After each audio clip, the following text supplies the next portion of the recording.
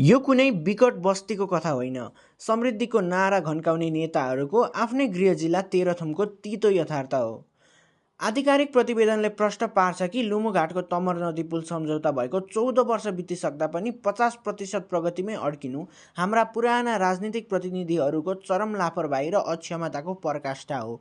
2068मा ठेक्का लागेको यो पुल 2075मा सकिनुपर्ने थियो, तर आज 2082सम्म आइपुग्दा पनि प्रगति शून्य जस्तै हुनाले ती नेताहरूको नैतिक पतन देखाउँछ। एमाले र काङ्ग्रेसका यी प्रतिनिधिहरू नयाँ आयोजनाको बजेट ल्याएको धाक त लगाउँछन्, तर वर्षौँदेखि अलपत्र परेको पुराना योजनाको बारेमा मौन बस्नुले नयाँ कमिसनको ढोका खोल्ने खेल प्रश्न पार्छ। जिल्लाका जिरीखिम्ती, मोराहाङ, शुक्रबारे, फाक्चामारा र म्याङलुङ सङ्क्रान्ति जस्ता सडकहरूमा न्यून प्रगति हुनु अनि खोरुङ्गा खोला र फेदापका लिङ्क रोडहरू अझै डिपिआरमै अल्झिनुले विकासको कन्तबिजोग देखाउँछ। पिलुवा, शुक्रबारे र म्याङलुङ आम्बुङ जस्ता आयोजनालाई असफल श्रेणीमा राख्नुले जनताको आँखामा छारो हाल्ने काम मात्र भएको छ। यो ढिलासुस्तीले गर्दा एकातिर किसानका अलैँची र अदुवा बजार नपुगिएका छन् भने अर्कोतिर समयमै अस्पताल पुग्न नसक्दा बिरामीले बाटोमै ज्यान गुमाउनु परेको छ। अब कतिन्जेल यो गफ सुन्ने हो?